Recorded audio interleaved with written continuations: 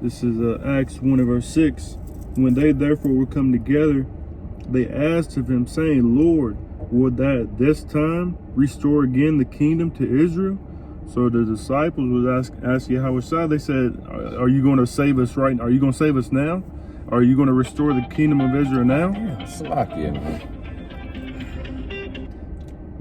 I guess I don't know how to turn this thing down. Let me just go ahead, bro. But yes, so they were asking Yahushua, are you going to save us now? Is the salvation of Israel now? Is the redemption of Israel now? Are you going to restore the kingdom to Israel now? They said, verse 7, and verse 6, when they therefore were come together, they asked of him, saying, Lord, wilt thou at this time restore again the kingdom to Israel?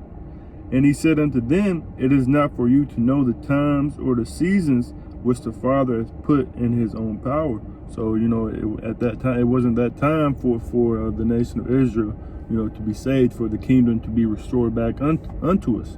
But we know through the Spirit prophet Yahushua that this is the time that the kingdom is going to be restored back to Israel, starting with the elect of Yasharallah, elect of Israel. Yeah, and also showing you again that salvation is the kingdom of heaven, okay, is just for the nation of Israel. That's right. Okay, well, thou at this time which means it has to be something that's done again. You can't redo anything that's being done for the first time. Okay, so restore again, the kingdom of heaven to Israel. Okay. Yep. Don't say to everybody. Yeah. Right. So, kind of this Amos 9 and 8.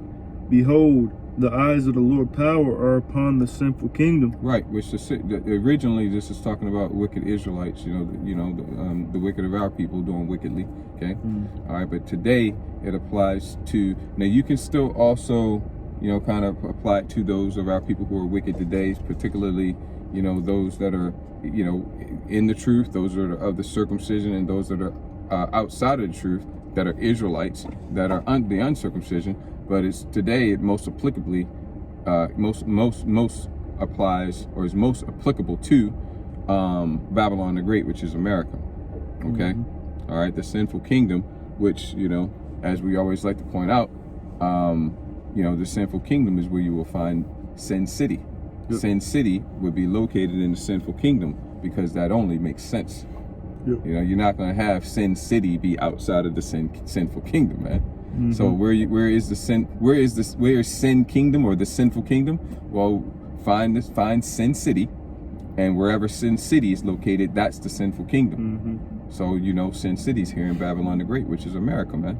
Yep. Okay, this is that sinful kingdom. That's right. Behold, the eyes of the Lord power are upon the sinful kingdom, and I will destroy it from off the face of the earth, saving that I will not utterly destroy the house of Jacob, said the Lord. Right, because we're scattered. We're scattered to the four corners of the earth, and there's a lot of us Israelites, so-called blacks, Latinos, Hispanics, and Native Americans, which are here in this land. This is our particular land of captivity. Okay, you got wherever we are scattered to the four corners of the earth, east, north, south, and west, wherever Israelites are, that's the land of their captivities. Okay, don't matter if you're a so-called Mexican, which is the tribe of Issachar, and you're down in Mexico, and you go, we got our own land. You're a so-called Haitian, which are the tribe of Levi, and you're like, yeah, they got their own country. No, they don't. They're not prospering off that land. They're not getting rich off that land. Okay, they're not ruling things. And even if there is an actual Israelite ruling, he's bought and paid for. He's doing what he's told. He's sold out. Even if there is one, he or she in these days, right? Because this is the wicked kingdom. He puts the women on the level, right? It doesn't matter. The people, the Israelites are not free in that land. They're not. That land is not theirs. Okay, they're not benefiting, prospering off that land. They're not calling the shots for that land. And the goddamn devil can come in and rape, rob, and pillage them whenever he wants, at will. Yeah. He's getting rich off that land. He's putting policies in place, or setting up, puppet, rulers in that land to benefit him and to oppress the people. We are yet this day in the lands of our captivities. So it said, and I will destroy it from off the face of the earth, Talking about America. saving that I will not utterly destroy the house of Jacob, said the Lord. Mm-hmm. The Lord said that he's going to destroy this place, but within that destruction is going to come salvation for, as we read in the previous scripture, salvation for the remnant of Yasha'Allah, for the remnant of Israel. The Lord isn't going to utterly destroy. The Lord is going to utterly destroy this place, this sinful kingdom, this wicked society, but at the same time, he's not going to utterly destroy the house of Jacob, being the remnant, the 144,000, as well as the 1/3 over here in America. Right, showing you that salvation. Well, let's just get it. 'Cause Mhm. we're gonna get to it. Verse 9, for lo, I will command and I will sift the house of Israel Mhm. among all nations, Mhm. like as corn is sifted in a sieve, yet shall not the least grain fall upon the earth. Why isn't he sifting? Why isn't the Lord Yahweh Shem Shah sifting everybody? Why is he just sifting the house of Israel? Because salvation is not applicable to heathen nations, as we've already started to point out. That's right. Salvation is only applicable to Israelites. So to even be, to even be included for the discussion, to even have the possibility of getting saved, you have to be an Israelite. No point sifting the heathen. I'm going to sift the Israelites because that's where those that can get saved are located, in the nation of Israel. Yep. Go ahead, bro. Verse 10, all the sinners of my people shall die by the sword, which say the evil shall not overtake nor prevent us. Yeah, now, so there are those Israelites who are likened unto grain that are going to be sifted, and not the least grain is going to fall through. And what's all that's getting sifted? Israelites. Yep. And then you got of those, the vast majority are falling through, sifted down to the threshing floor, whatever. And then you got the good grain, which is remaining, very, very little. And so those are the ones that are going to get delivered. But then what happens to the rest? Read that verse again. Israelites here, and don't even talk about the heathen, because if this is what the Israelites are going to get, then you know that the heathen are going to get absolutely decimated. Yeah. Okay? So, because even though these Israelites are falling down, they're not going to get that salvation. Only those grains are going to get the salvation, which represent the elect of Yahweh, the elect of Israel. The ones that fall through, they're still Israelites, and Heavenly Father still loves them. They're still gonna, He doesn't love them right now, but they're still Israelites, and they're still going to be blessed ultimately, right? So, but what's going to happen to those ones that fall down? And like I said, if we're about to read what's going to happen to the ones that fall down, but if this is going to happen to them, then how much more so to the heathen nations? Don't be like, oh, they're going to get it the worst. No, the heathen are going to get it, man. The heathen are going to get it. Okay? So, but the whole topic of the conversation here is just Israel. And like I said, today this does apply to Babylon the Great, right? But right now we're looking at this from a certain angle to bring out the full understanding of what it means to be saved. So that's the angle we're looking at it from, to get that understanding of what it means to be saved. So those that remain, that don't fall through, the good grains, even the smallest good grain, is going to be saved. We're not going to have one good grain, one small good grain, tiny good grain fall through and get lost. No, every good grain is going to be saved. Okay? The elect. Well, what happens to those ones that fall down and fall through? Read that last verse. Amos 9 and 10, all the sinners of my people Those are the sinners. Shall die by the sword. Die by the sword. Which say the evil shall not overtake nor prevent us. So now we look at that in light of the definition that we read of what salvation is: to be preserved from from destruction, or something like that. Preserved from destruction. Okay, all the sinners of my people shall die by the sword. That sounds like a destruction. To be preserved from destruction, one manner of destruction. Okay, one type of destruction, one form of destruction. Okay, but to be preserved from destruction, to be saved, to be delivered, rescued. See, now we're getting an idea of what you're getting rescued from. What are you getting saved from? Because that's what that word means. And you might say, well, I think it just means getting saved from going to hell and burning hell. We already dispatched that. Matthew 10 and 28. Fear not him who is able to destroy the soul, who is able to destroy the body, but fear him who is able to destroy soul and body in hell. We already dispatched that. We're working this up into parts, so you might want to go check out part 1, right? Because we already dispatched that, man. Hell is either a very low and miserable condition, or it's simply the grave. Okay, and even the popes have tried to tell you that, at least 2 popes. And nobody takes their body to hell. Right. Fear not him who is able to destroy the body, but can do nothing to your soul, your spirit. Fear him who is able to destroy both soul and body in hell. No, ask Pastor Portop what that means. How's your body going to get destroyed in hell? And that verse right there alone exposes the falsehood of that so-called Christian doctrine. Okay, so we've already dispatched that. It's not talking about getting delivered. We're in hell right now, so it's not talking about getting delivered from that false place. Okay, it's talking about getting delivered from destructions, rescued, saved, preserved. What is it? Rescued, delivered.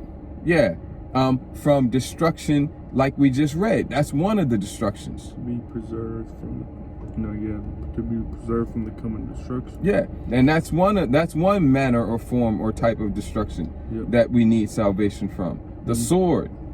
Yeah. See, so it should be starting to come together now, and we're going to give you more. It's 2 Peter 2 and verse 4. For if the Heavenly Father spared not the angels that sinned, but cast them down to hell, and delivered them in the chains of darkness to be reserved unto judgment. Okay, so now, give me the word. You're going to need to get it in blue letter, bro. Give me that word for reserved. This is the beautiful point that I came across while we was putting these precepts together.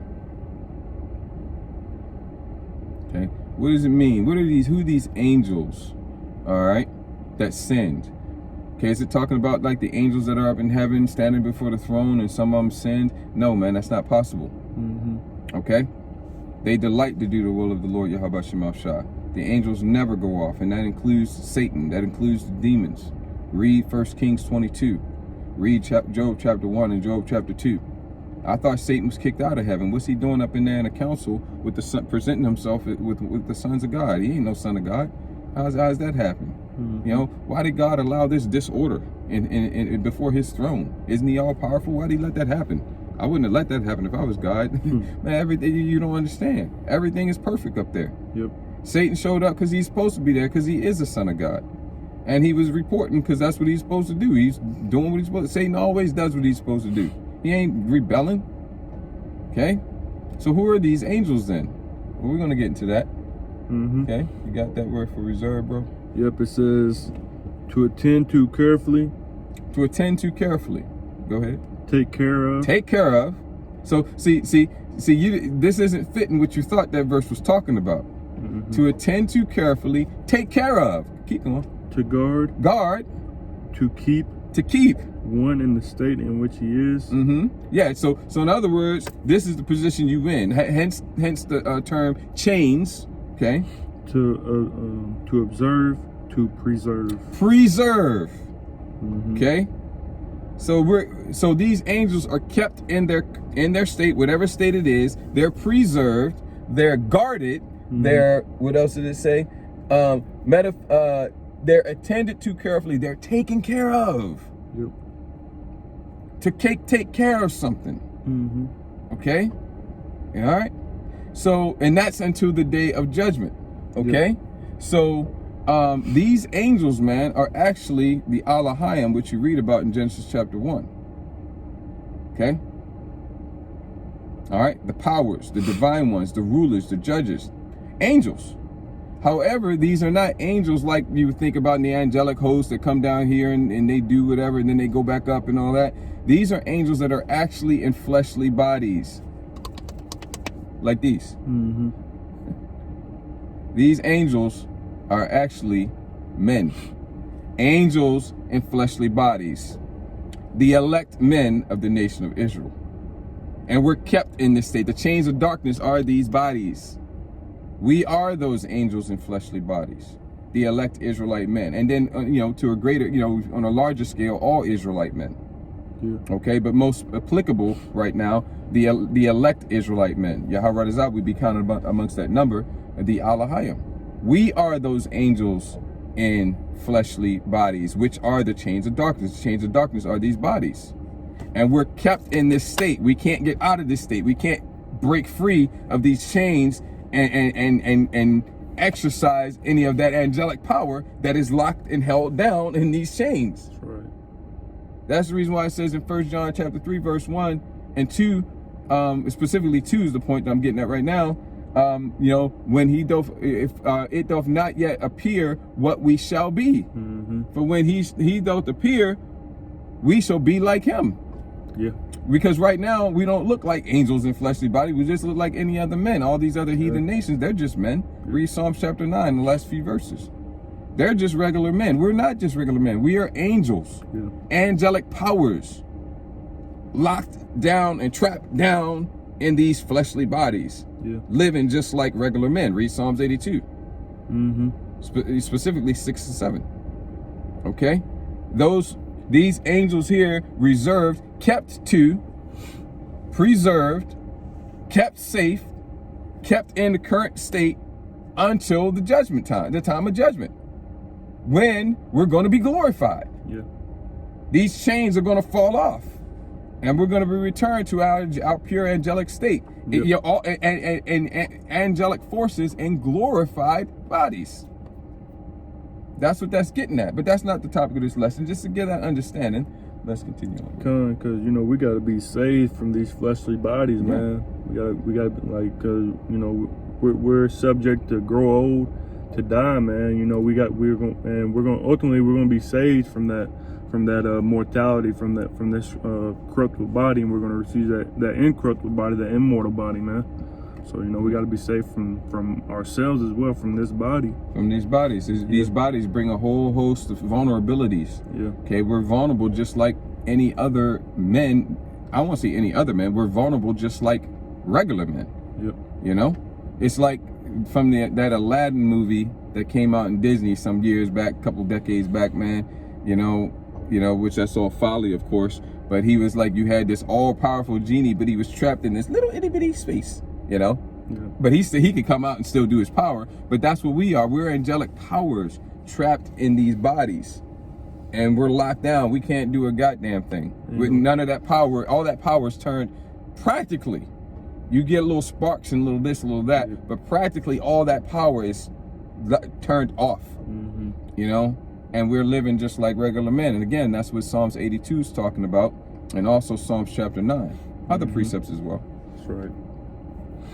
So it says 2 Peter 2 and verse 4 again, for if the Most High spared not the angels that sinned, but cast them down to hell and delivered them a very low and miserable condition. That's what we're in. And delivered them into chains of darkness to be reserved unto judgment, and spared not the old world, but saved Noah.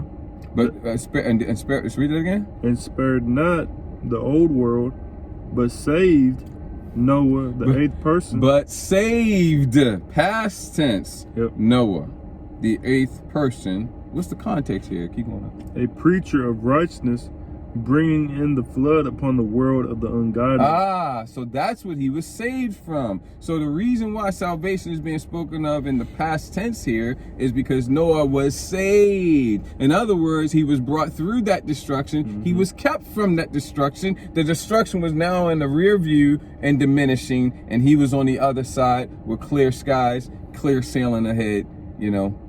So the destruction was past. He got delivered, rescued, saved from and through, delivered from the destruction. See, going back to the original definition, you know, to be delivered, delivered or preserved from destruction, saved, rescued. That's right. See, so and here this is talking about the flood. Well, if you know anything about the Bible, you know that the flood is referred to as the first death. So salvation here is spoken of in the past tense because, and it's referring to being saved from, delivered from, rescued from the first death. So once the first death comes and you're past that, then you're saved. Okay. First death, you get past that, you get through it, then you're saved. You're kept from the first death. You're delivered from the first death. Then you're saved. Okay. Yep. All right. Keep that in mind. That's a key point. Key point. Got a precept Go real ahead. quick. So again, I'm gonna get that last part. It says, "And spared not the old world, but saved Noah, the eighth person, a preacher of righteousness, bringing in the flood upon the world of the ungodly." So this is 2 Peter 3 and verse 7. Let's get verse 6. "Whereby the world that then was, being overflowed with water, perished the first death. But the heavens and the earth, which are now by the same word, are kept in store, reserved unto fire against the day of judgment and perdition of ungodly men." So that second death is for the ungodly men, you know, and at the same time, the elect, the remnant, is going to be saved from that second death, man. Just like the brother was saying, you know, it's got to happen, and you know, then you got to be saved from it. Now we're getting to the heart of the matter. Now we're getting to the nitty gritty. All this other stuff was, you know, setting the table, bringing out the appetizer, and it's like, man, I'm really looking forward. I'm really my juices are getting flowing. I'm really looking forward to that main course. This is getting into the main course now of what salvation truly is. Salvation in the example of where we read here in 2 Peter chapter 2 verses 4 through 9 is deliverance, salvation from that first death. Being rescued, saved, delivered, kept from the destruction which was the first death. And once that was done, then you were saved. That's right. And like the brothers bringing out, there's the scriptures speak about a second death. And what is the second death? The second death is the nuclear destruction, man. That third woe. Well, let's get Malachi 4:1, and then we'll come back and finish this. Come. This is the and then we can get all kinds of precepts on this second death. We can just flip. Is that 1 Peter chapter? The one I just read. Oh no, 1 Peter chapter 3, or is it 2 Peter? I think it's 2 Peter. Peter. Yeah, we can just flip over one chapter and read to you about the nuclear destruction, the second death in the New Testament. But it's all through the book of Revelation too. Okay, it's the second death is in the New Testament. The scriptures. Yeah. Yep. Okay. But we're gonna get you this precept because this is probably one you ain't never heard.